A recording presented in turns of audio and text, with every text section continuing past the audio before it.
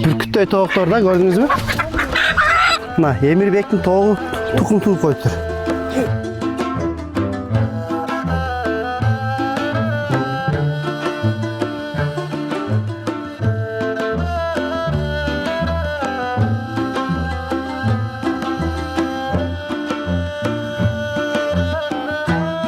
Мына Эмирбектин тоогу тукум тууп коюптур.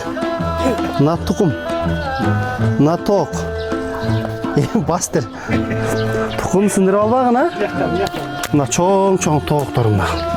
Кашеки деп коет го.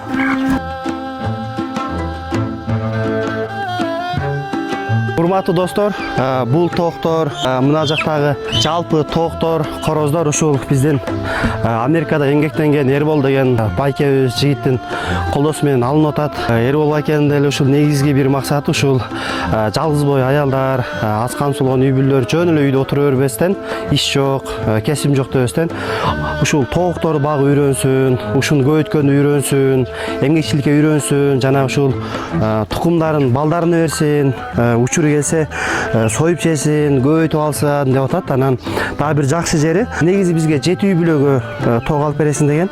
7 үй бүлөнүн ичинен ушул жакшы тоокту мындай чарба кылып, көбөйтүп, бастырып, жакшы көбөйткөндөргө дагы кошумча мындай жакшы бир муктаждыгын чечип берем, колдоп берем деп атат. Буюрса биз ар бир үй бүлөгө айтабыз. Бул сонун мүмкүнчүлүктү колдон чыгарбай тоок бакканды үйрөнүш керек экен. Азыр мисалы биз ойлой беребиз, тоок багыш оңой депчи. Бирок чындыгында мындай жөн жаткан үй бүлөлөр үчүн тоок багыш эле кыйын экен. Тооктун эле өзүнүн эрежелери бар, дарылаш керек, жемдерин бериш керек экен. Ошого камап ушинтип берип атабыз. Азыр бул жакка жалпы 36 тоок берип атабыз. 2 тоок майда балдар менен алыны кошкондо бир 60 ашып калат, бирок таза 36 тоок берилип атат бул жерге. Короздун дагы эң сулуусу, эң кооздор алынган мындай. Порода жакшы короздор. Д3, D1 деген жемдер болот экен го. Ошо мына 20 килограмм. Ооба, 1 айга жетет. Одан кийин тукум сатасызбы, не кыласызбы, аракет кыласыз, мондан буягына.